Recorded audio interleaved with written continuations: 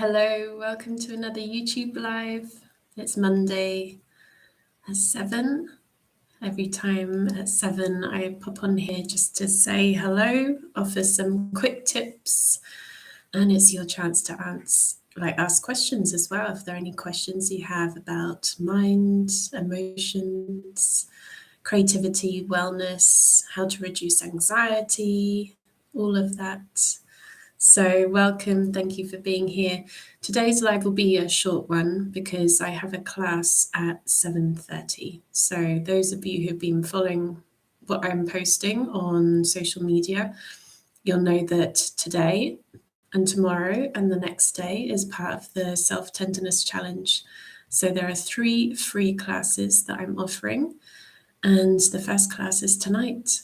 And I'm really excited. It'll be really lovely to connect with you all and to talk about this very important topic, self-tenderness, all about self-tenderness, self-love, self-care, self-acceptance, and self-tenderness, and why I focus on self-tenderness rather than self-love.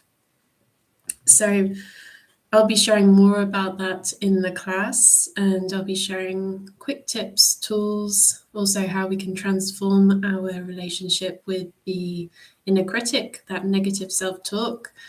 I'm sure that most people have experienced that at some point, if not on a daily basis. I know I certainly have very often experienced that negative self-talk, being a recovering perfectionist. And there's some things, important things to know about it. It's not something to just shove to one side and ignore like a lot of self-help books tell you to do.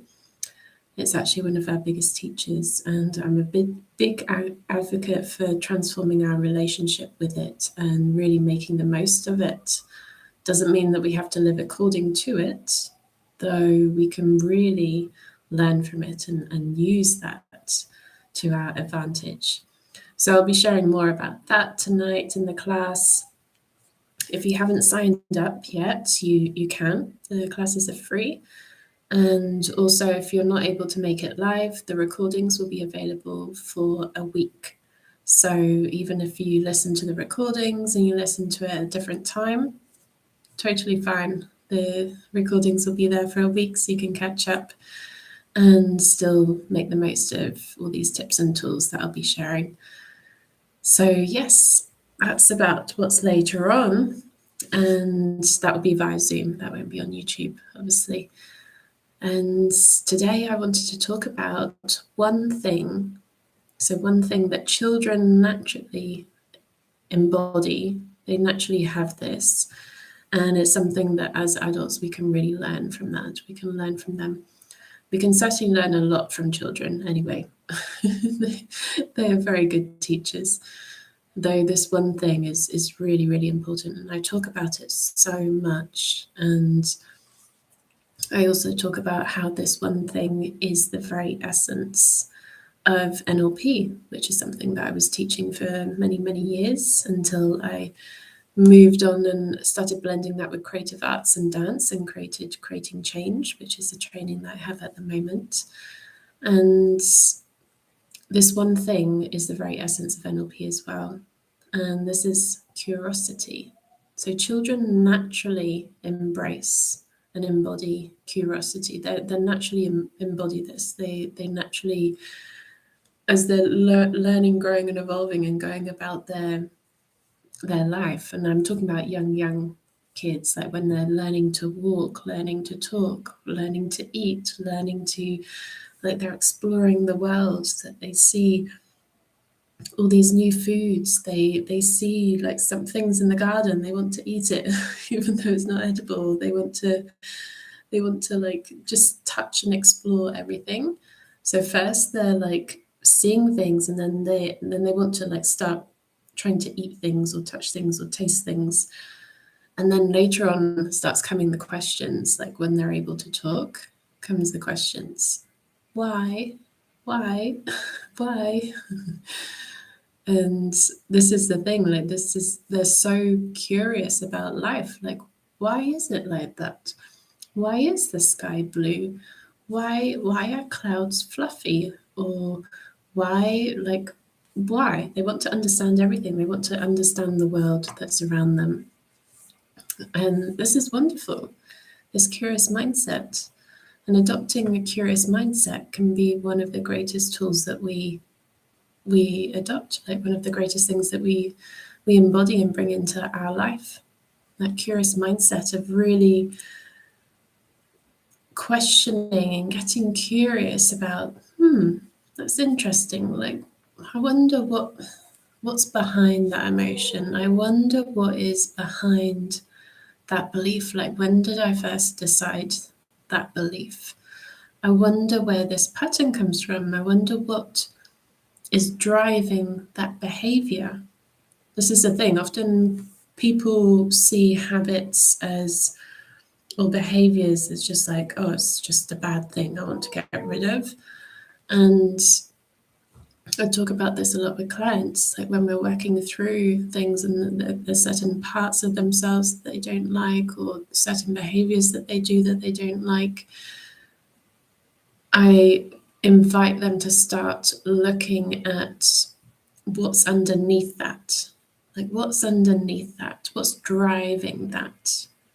Because every single behavior that we do, there's a drive there, that there's something driving that. It just doesn't happen by itself. There's an unconscious drive there. There's some desire on an unconscious level that we're trying to fulfill.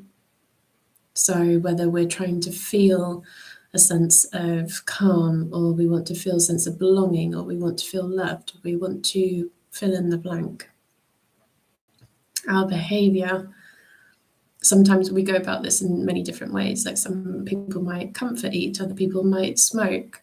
If it becomes an unhealthy, repeated habit, or like whatever it is, scrolling on the phone, on social media, there can be many different ways, and there's always something driving that. So getting curious about that, like, what's behind that? What's behind that? Where does that come from? Just getting curious about ourselves. Like, this is also really useful in relationships as well. Family members, loved ones, like romantic relationships, friends. When there's some conflict that comes up, we can get curious. I wonder what is behind that. Like, what's the need underneath? Like, what's the person really wanting and looking for? That on top there are some other words and maybe some hurtful comments or whatever's on top of that, but underneath there's always something else. It's like getting to the root cause, or whatever is the underneath drive. So really getting curious about that. I wonder why I always react in this way with this person, or I wonder why this person always behaves like this around me, or I wonder why this emotion pops up. So we can get curious, explore, and those two words, I wonder, ... and just like filling in the blank. And even if we don't have anything to fill in after that, those few words can really help us start opening things up. Like asking ourselves opening questions. When we ask ourselves opening questions, what we're doing is we're creating space. Everything opens up, and then we have space for the answers to come.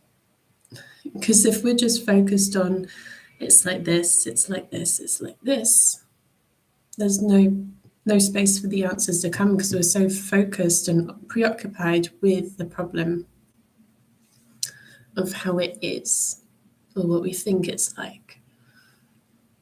So get curious. I wonder what's behind this. I wonder what else can I learn about this situation, about myself, about others, about life. I remember many years ago, those of you who have my audio program, the Empowered Audio Program, that's on my website, You would have heard this story. Some of my students would have heard this also. And some of you, this may be new. So many years ago, I was on the island of Menorca and I was on the beach. Beautiful beach. If any of you have been to Menorca, it's a beautiful island, lovely turquoise water in the sunshine there in the summer. And I was queuing up for the toilet on the beach because they had some toilets there near the cafe. And I was queuing there. I joined the end of the queue. There was already a long line of people. And we were all there waiting. We're thinking, gosh, this person's taking a long time to come out the toilet. And the lady in front of me was just getting a bit impatient, like tapping her foot. And I was thinking, oh, it's like, I wonder how much longer it's going to be, because there was quite a few people in the queue. So all the adults were just stood there waiting in line.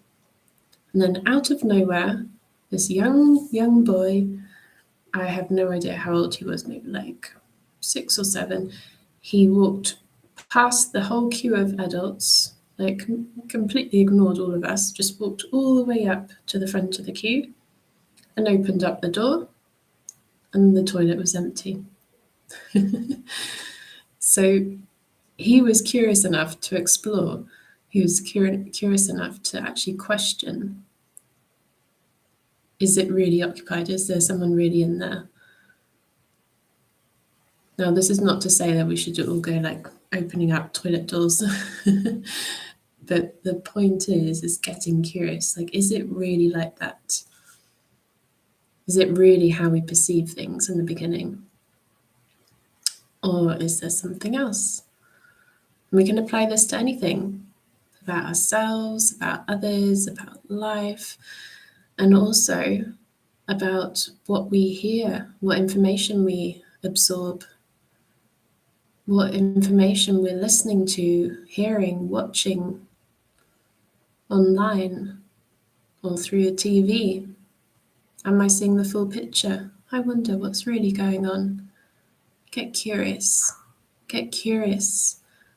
When we get curious in life, then so many things open up. So I'll leave that there because I've got the class starting at 7:30, but I just wanted to share that little insight to the curiosity and the curious mindset. This is the very essence of NLP. It's the curious mindset. It's the very essence of like the embodied essence that children have, that we can learn as adults. We can learn this and adopt this and really benefit from this. So I'll leave that there. If you're joining me for the Self-Tenderness Challenge, I'll see you very soon in the Zoom room. So you have the link. If you don't have the link, then just email info@emmabradford.net, or you can just register again using the link that's in this description for this video, and you'll get sent that automatically. So today's day 1 Self-Tenderness Challenge. We'll be talking about rewriting the story, like how to transform our relationship with negative self-talk, that inner critic. That'll be today's class, and waking up to the magic. So I'd love to see you there. Do come and join me. If you're watching this video later on, but you're watching it before the 8th of February, you can still sign up and get the recordings.